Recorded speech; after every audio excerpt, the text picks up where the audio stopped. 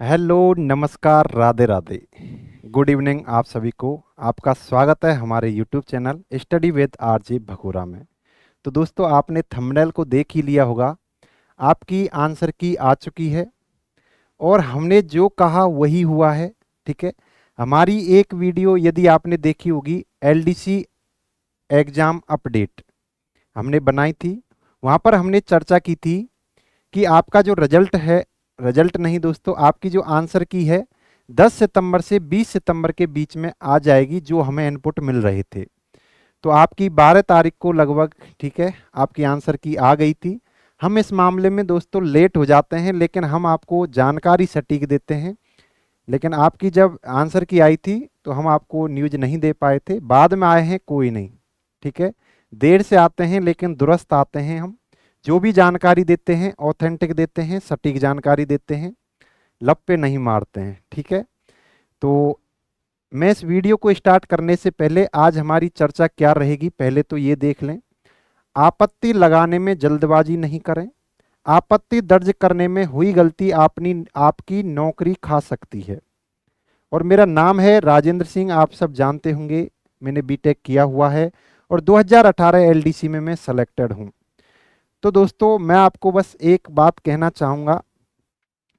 एक लाइन है, ठीक है, जिंदगी की एक लाइन है कि हारे हुए की सलाह और जीते हुए का अनुभव इंसान को कभी हारने नहीं देता है।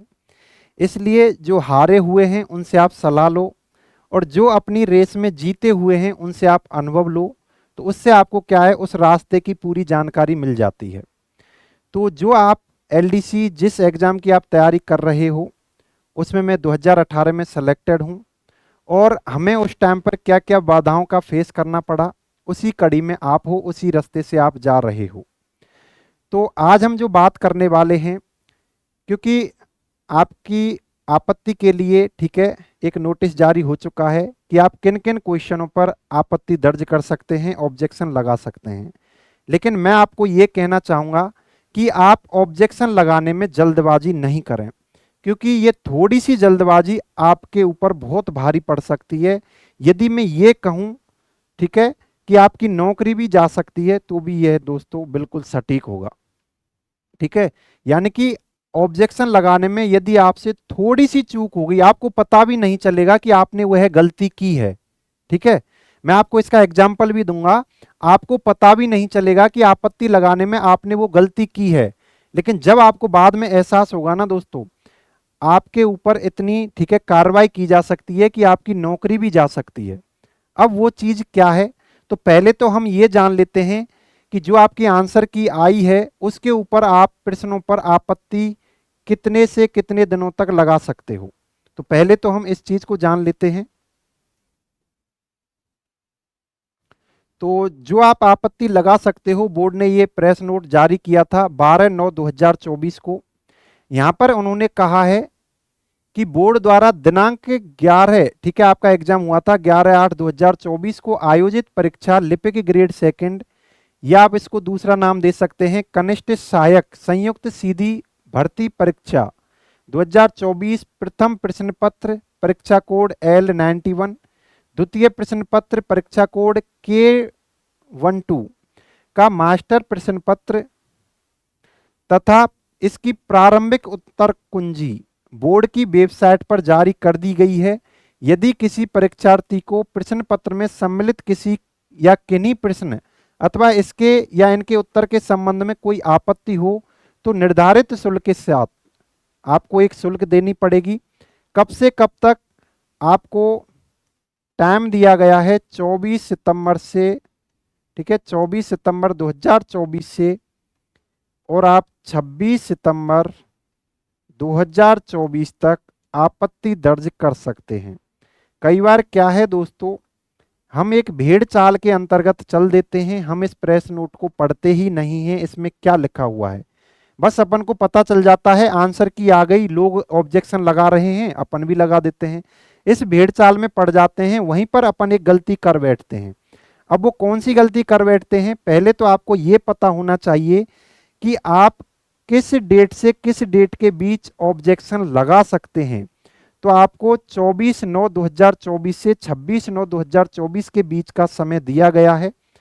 तो तब तक आपको क्या है, अपने जो भी ऑथेंटिक प्रूफ हैं वो इकट्ठे करने हैं जिन क्वेश्चनों के ऊपर आप ऑब्जेक्शन लगाना चाहते हो। उसके बाद आपसे कितनी फीस ली जाएगी इसके बारे में भी चर्चा कर लेते हैं। जो बोर्ड ने आपको प्रश्न पत्र जारी किया है, ठीक है, जो बोर्ड ने प्रश्न पत्र जारी किया है उसी प्रश्न पत्र की संख्या को आपको ऑब्जेक्शन में लगाना है। ऐसा नहीं है कि आप अपने खुद के प्रश्न पत्र की संख्या उसमें लिख दें। जो मास्टर प्रश्न पत्र उन्होंने जारी किया है उन्हीं के विकल्पों के आधार पर ही आप अपनी आपत्तियां दर्ज करें। अगला जो है आपकी शुल्क को लेकर, अगला जो आपकी शुल्क को लेकर है प्रेस नोट, वही प्रेस नोट चल रहा है दोस्तों। मैंने अलग अलग इसको डिवाइड कर दिया है। प्रत्येक आपत्ति का 100 रुपये निर्धारित किया गया है। यानी आप यदि एक क्वेश्चन पर आपत्ति लगाओगे तो 100 रुपये लिए जाएंगे। यदि 2 प्रश्नों पर लगाओगे तो आपसे 200 रुपये लिए जाएंगे। ठीक है, इन्होंने कहा है कि आप ये शुल्क ई मित्र पेमेंट गेटवे या ई मित्र कियोस्क पर जितने प्रश्नों पर आपत्तियां करनी है उसके अनुसार प्रति प्रश्न पत्र 100 रुपये की दर से देय शुल्क का भुगतान करें। यानी कि एक प्रश्न के आपको 100 रुपये देने हैं, 2 के 200, 3 प्रश्नों के आपको कितने देने होंगे, 300। तो दोस्तों यहाँ पर एक टेक्निकल प्रॉब्लम क्या आ गई है, ठीक है। अब यदि आउट ऑफ क्वेश्चनों पर, आउट ऑफ क्वेश्चंस पर, आउट ऑफ क्वेश्चंस पर, आउट ऑफ सिलेबस के जो क्वेश्चन थे उनके ऊपर यदि आप ऑब्जेक्शन लगाना चाहते हो और ये बताया जा रहा है कि 40 से 42 के बीच में क्या है, आउट ऑफ सिलेबस से क्वेश्चन आए हैं, तो यहां से बोर्ड को कितना फायदा हो गया है। एक पर्सन यदि 40 क्वेश्चनों को लगाए तो एक पर्सन यदि 40 क्वेश्चनों को लगाए तो 4,000 रुपये वो एक व्यक्ति से कमा सकता है बोर्ड। देखो यहां से वह इस बार कितनी कमाई करने वाला है, क्योंकि दोस्तों ज्यादातर बच्चे आउट ऑफ सिलेबस के क्वेश्चन पर क्या है, आपत्तियां दर्ज करेंगे। लेकिन मैं आपको एक वीडियो लेकर आऊंगा कि किस क्वेश्चन पर आपत्ति लगाएं। अपना जो रुपया है इसको वेस्ट नहीं करें, ठीक है, क्योंकि आप इतने क्वेश्चनों पर आपत्तियां लगाओगे तो इससे होना जाना कुछ भी नहीं है। जो होना जाना था बोर्ड ने तय कर लिया है। तो अगला वीडियो हमारा आएगा जो आउट ऑफ सिलेबस के क्वेश्चन हैं, इन पर कैसे आपत्ति लगाएं, कितने क्वेश्चनों पर लगाएं और इनका प्रूफ क्या दें, उसको अपन डिस्कस करेंगे अगले वीडियो में। लेकिन आज आपको मैं ये बताने वाला हूं कि क्या सावधानियां आप बरतें। तो ये आपको पता चल गया, एक प्रश्न के 100 रुपये लगेंगे आपको। यदि आप 2 क्वेश्चनों पर लगाओगे 200, 300, जितने पर लगाओगे 100 के हिसाब से आप मल्टीप्लाई कर लेना। उसके बाद यदि हम बात करें दोस्तों, जो मैं कार्रवाई की आपसे बात कर रहा हूं वह इस जगह पर है कि आप क्या गलती कर सकते हो और आपके ऊपर क्या कार्रवाई की जा सकती है। सबसे पहले तो प्रूफ आप कहां से दें, ठीक है, प्रूफ जो आप देंगे, जो प्रूफ आप देंगे वह कहां से दें आप। तो प्रूफ के लिए इन्होंने बोला है कि ऑथेंटिक पुस्तकों के प्रमाण ही ऑनलाइन संकलन करें और आपकी जो आपत्तियां हैं केवल एक बार ही ली जाएगी, ऐसा नहीं है बार बार आपत्ति ली जाएगी। और जो आप प्रूफ दे रहे हो उसके प्रत्येक पृष्ठ पर अपना रोल नंबर लिखें और जिस प्रश्न के संदर्भ में दे रहे हो उसकी क्रम संख्या लिखें और उसके बाद उसे अपलोड करें। जो आप संदर्भ दोगे आपको क्या है, पुस्तक का नाम लिखना है, किस पुस्तक में आपको वो चीज मिली है, प्रूफ मिला है, और उसके बाद लेखक और लेखकों के नाम आपको देने हैं, प्रकाशक का नाम देना है, संस्करण वर्ष देना है और पृष्ठ संख्या भी लिखा जाना आवश्यक है। यदि आप इनको नहीं लिखते हो, ठीक है, तो आपकी आपत्तियों पर विचार नहीं किया जाएगा। तो इसलिए मेरे भाई जो भी ऑब्जेक्शन लगा रहे हैं उनको क्या है, सबसे पहले तो ऑथेंटिक सोर्स होना चाहिए, ऑथेंटिक सोर्स होना चाहिए। ऑथेंटिक सोर्स में क्या क्या हो सकता है, आपकी आरबीएससी की बुक हो सकती हैं, आपकी सीबीएसई की बुक हो सकती हैं और हिंदी ग्रंथ अकादमी की बुक हो सकती हैं। हिंदी ग्रंथ अकादमी की बुक हो सकती हैं, हिंदी ग्रंथ अकादमी की बुक हो सकती हैं। उसके बाद यदि कोई ऐसा आंकड़ा है जो करंट से जुड़ा हुआ है या कैसा भी आंकड़ा हो, वह किसी गवर्नमेंट पोर्टल पर है या किसी गवर्नमेंट वेबसाइट पर है, तो उसको भी आप संलग्न कर सकते हैं। और आप क्या कर सकते हैं, यदि आप मैथ के क्वेश्चनों में लगाना चाहें आपत्ति, मैथ के क्वेश्चनों में यदि आप आपत्ति लगाना चाहते हैं, तो ऐसा कोई गवर्नमेंट फर्स्ट ग्रेड का टीचर होना चाहिए, गवर्नमेंट फर्स्ट ग्रेड का कोई टीचर होना चाहिए। उससे आप उस क्वेश्चन को सॉल्व करवाएं और उसकी, ठीक है, मोहर है वो लगवाएं और उसकी साइन करवाएं, सिग्नेचर करवाएं। उसके बाद वो आपकी मान्य हो जाएगी ऑब्जेक्शन के लिए। यदि आप खुद ही लिखकर भेज देते हो उस क्वेश्चन को सॉल्व करके, तो वह आपत्ति मान्य नहीं की जाएगी, उसके ऊपर विचार नहीं किया जाएगा। तो आपके ऑथेंटिक सोर्स क्या क्या हो सकते हैं दोस्तों, आरबीएससी की किसी पुस्तक में लिखा हुआ है, सीबीएसई की पुस्तक में लिखा हुआ है, यानी कि आप बात कर सकते हैं एनसीईआरटी में लिखा हुआ है। उसके बाद हिंदी ग्रंथ अकादमी की जो बुक हैं, या कोई गवर्नमेंट का पोर्टल है, या कोई गवर्नमेंट की वेबसाइट है, या आप मैथ के ऊपर लगाना चाहते हो तो कोई फर्स्ट ग्रेड का टीचर है उससे उस क्वेश्चन को सॉल्व करवाएं, उसके ऊपर उसकी मोहर और साइन लगा के आप उसको अपलोड कर सकते हैं। और आपको एक बात ध्यान रखनी है, जो आप प्रूफ दे रहे हो किसी क्वेश्चन के संदर्भ में, तो उस हर पेज पर आपको उस क्वेश्चन का, ठीक है, नंबर लिखना है और अपना रोल नंबर लिखना है।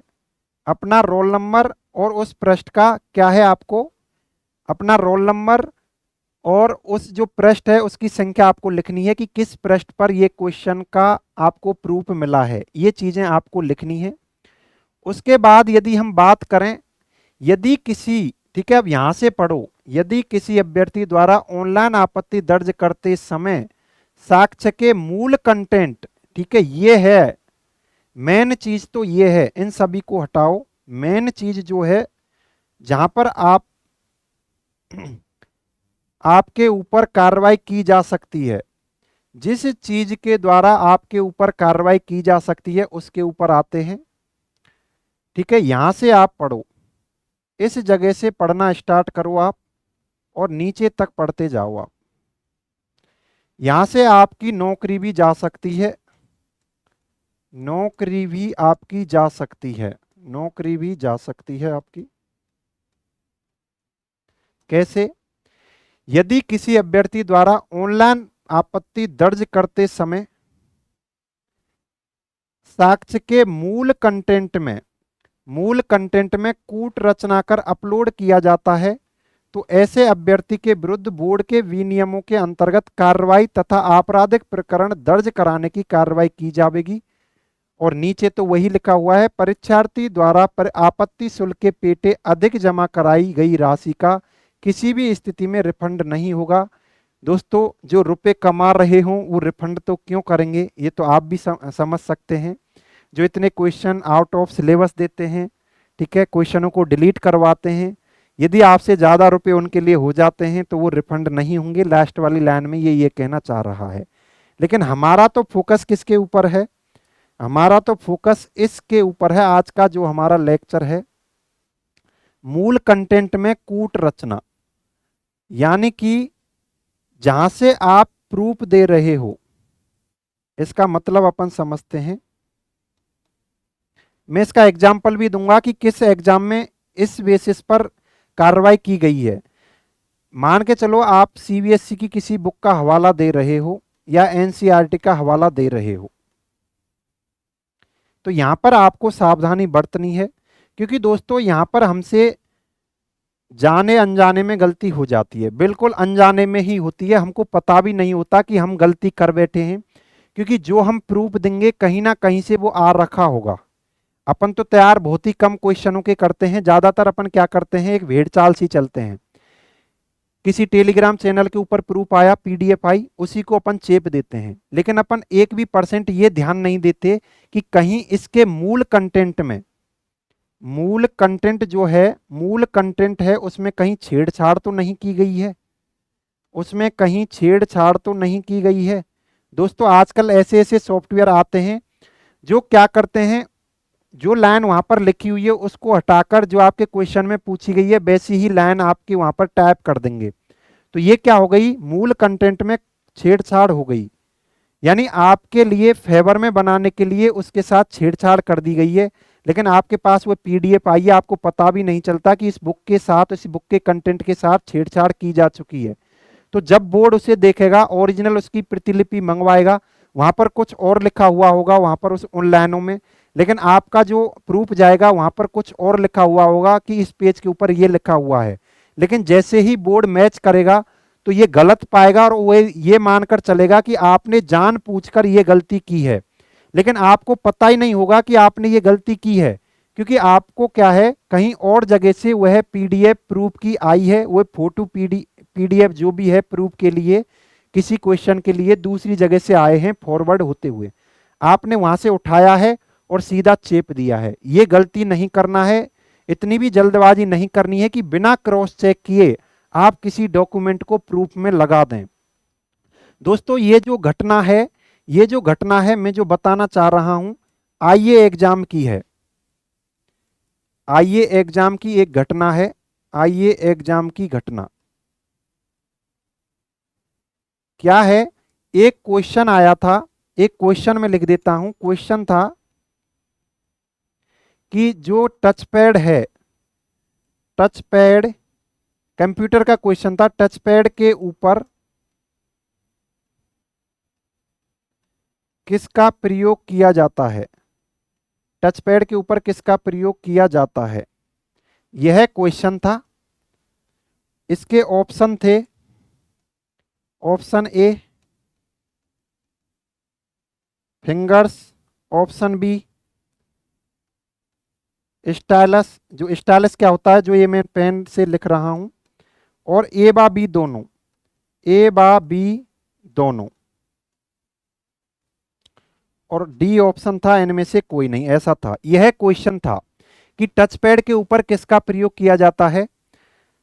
अब ज्यादातर लोगों ने क्या किया, यह स्टाइलस कर दिया, क्योंकि टच पैड से उनको लगा टच पैड दे रखा है, तो टच पैड से उनकी समझ में आया यानी टच स्क्रीन की बात कर रहा होगा, तो स्टाइलस का उपयोग किया जाता है। और बहुत लोगों ने सोचा नहीं स्टाइलस, इसके ऊपर अपन टच स्क्रीन के ऊपर तो उंगलियां भी उपयोग कर सकते हैं जैसे मैं कर रहा हूं, तो बहुत लोगों ने सी ऑप्शन भी दे दिया, लेकिन बहुत कम लोगों ने फिंगर से दिया था, और बोर्ड ने इसका राइट आंसर क्या माना था, फिंगर माना था। दोस्तों सबसे पहले तो आपको यह पता होना चाहिए टच पैड क्या होता है। जो आपके कीबोर्ड, जो आपका लैपटॉप होता है, जहां से आप लैपटॉप के पॉइंटर को, यानी जो माउस की तरह यूज आता है, यहाँ पर बटन होते हैं ऐसे, और यहाँ पर आप उंगली को चलाते हो जिससे आप पॉइंटर को कंट्रोल करते हो, ये जो पोर्शन है ये टच पैड कहलाता है। यहाँ पर आप केवल फिंगर्स का यूज करते हो, यहाँ पर आप केवल फिंगर्स का यूज करते हो। एक कंप्यूटर का क्वेश्चन भी आप यहाँ से सीख लो, मैं उसी मुद्दे पर जाना चाहता हूं। तो इसका राइट आंसर तो फिंगर्स ही था, ठीक है। राइट आंसर इसका ये क्या है, आपका लैपटॉप है, और लैपटॉप के अंतर्गत आपका टच पैड पाया जाता है। टच पैड के ऊपर केवल फिंगर्स का उपयोग होता है, ना आप स्टाइलिस का कर सकते, तो इसलिए सी ऑप्शन तो वैसे भी गलत हो गया। लेकिन लोगों ने क्या किया, बहुत ऐसे होते हैं, ठीक है, उन्होंने क्या किया, जो एनसीईआरटी की बुक थी वहां पर फिंगर्स ही लिखा हुआ था कि टच पैड के ऊपर फिंगर्स का उपयोग किया जाता है, लेकिन उन्होंने एनसीईआरटी की बुक में छेड़छाड़ की और उसके ऊपर लिख दिया कि टच पैड के ऊपर स्टाइलस का उपयोग किया जाता है, ये उन्होंने लिख दिया, और उसकी पीडीएफ बनाकर हर जगह सेंड कर दी कि ये मिल गया, प्रूफ मिल गया, आप भी लगा दो, आप भी लगा दो, ये क्वेश्चन चेंज होगा, डिलीट क्लियर। बहुत सारे स्टूडेंट ने, यानी 700 के करीब स्टूडेंट ऐसे थे, उन्होंने वही पीडीएफ बिना क्रॉस चेक किए लगा दी। अब जैसे ही वह वहां पर गई तो बोर्ड ने वो बुक निकाली, क्योंकि बोर्ड सब कुछ लिखवाता है, कौन सा संस्करण है, किस पेज पर है, तो वही संस्करण मंगाया, वही पेज नंबर ठीक है, उसी पेज नंबर पर गए, वहां पर जैसे ही चेक किया उन्होंने नई बुक से, तो वहां पर लिखा हुआ था फिंगर। लेकिन कुछ स्टूडेंट ने, जो खुरापाती होते हैं, उन्होंने उसको छेड़छाड़ करके क्या लिख दिया उसके ऊपर, स्टाइलस। अब बोर्ड ने एक एक्शन लिया कि इन्होंने जानबूझकर ऐसा किया है, लेकिन एक दो ने ही ऐसा किया था, जहां से सोर्स था, जहां से वह पीडीएफ तैयार हुई थी, उसी ने ऐसा किया होगा। बाकी वाले तो इसको फॉरवर्ड फॉरवर्ड करते हुए चले गए। लेकिन बोर्ड ने यह माना कि इन सभी की गलती है, इन्होंने जानबूझकर, ठीक है, हमारे साथ धोखा करने के लिए इन्होंने ऐसा किया है। तो 700 स्टूडेंट को नोटिस जारी कर दिया, कारण बताओ कि ऐसा क्यों किया, और उनका रिजल्ट रोकने के लिए भी मजबूर हो गए वो, कि हम आपका रिजल्ट नहीं देंगे और आपको नौकरी से बाहर करेंगे, ऐसा आपने किया क्यों। तो दोस्तों सभी जितने भी 700 स्टूडेंट थे, सभी ने आलोक राज जी के लिए अपना माफीनामा भेजा कि सर हमसे अनजाने में ये गलती हुई है, हमको माफ कर दो और हमारा रिजल्ट दे दो। तो बाद में उनका आईए में रिजल्ट जारी किया दोस्तों। तो ये तो वहां पर माफी दे दी गई, लेकिन उन्होंने कहा है कि आगे वाले एग्जाम में हम माफी नहीं देंगे और आपके ऊपर उचित कार्रवाई करेंगे। इसलिए आप जो भी ऑब्जेक्शन में लगाएं, जो भी कंटेंट आप लगाएं, जो भी पीडीएफ फोटो वगैरह आप लगाएं, जो भी संस्करण है, एक बार आप खुद क्रॉस चेक उसको कर लें। इतनी भी जल्दबाजी नहीं करें कि किसी से फॉरवर्ड होता हुआ आया हुआ कंटेंट आप वहां पर चेप दें और आगे आपको प्रॉब्लम आ जाए। आपके बढ़िया नंबर आ रहे होंगे, आपने अच्छी तरह से मेहनत की है, ठीक है। जिनके बढ़िया नंबर आ रहे हैं उनको नौकरी हाथ लगने ही वाली है। ऐसा नहीं हो कि उससे पहले ही आप इस रेस से बाहर हो जाएं, ठीक है। तो यही मैं कहना चाह रहा हूं कि आपको ये पढ़ना चाहिए जो उन्होंने प्रेस नोट निकाला है, कि मूल कंटेंट के साथ कोई भी कूट रचना नहीं होनी चाहिए, यानी उनमें छेड़छाड़ नहीं होनी चाहिए। इसलिए जितना हो सके आप खुद ऑब्जेक्शन तैयार करें, उस बुक को देखें, वहां से पिक वगैरह लें, तो ये आपके लिए बहुत अच्छा रहेगा। या फिर किसी से आ रहा है फॉरवर्ड होता हुआ, तो उसको एक बार क्रॉस चेक जरूर कर लें। ऐसे ही भेड़ चाल में उसको अपलोड मत कर देना, नहीं तो बहुत बड़ी गलती कर बैठोगे। तो मेरा उद्देश्य आपको सचेत करना था कि जो गलती आईए वालों ने की थी, जो गलती आईए सूचना सहायक वाले 700 अभ्यर्थियों ने की थी, ऐसी गलती आप नहीं करें, क्योंकि इस बार अधीनस्थ बोर्ड आपको माफ नहीं करेगा। इस बार सीधी उचित कार्रवाई आपके ऊपर की जाएगी, यहां तक कि आपकी नौकरी भी जा सकती है, ठीक है। तो आज का हमारा उद्देश्य यही था। फिर एक नए वीडियो के साथ अपन अगले लेक्चर में मिलेंगे। वह अपन का वीडियो रहेगा, टॉपिक रहेगा कि जो आउट ऑफ सिलेबस के क्वेश्चन आए हैं उनके प्रूफ अपन कैसे दें। क्योंकि यहाँ पर दोस्तों एक प्रॉब्लम आ रही है, जैसे बहुत से क्वेश्चन यदि गलत होते हैं या उनके ऑप्शन में कोई प्रॉब्लम होती है, उनके प्रूफ अपन को मिल जाते हैं कि इस बुक के आधार पर ये चीज़ गलत है। लेकिन जो आउट ऑफ सिलेबस है उसका प्रूफ कैसे दें, किस बुक से दें, किस आधार पर दें, तो इसके बारे में हम बात करेंगे अगले वीडियो में। तब तक के लिए आपका बहुत बहुत धन्यवाद। राधे राधे।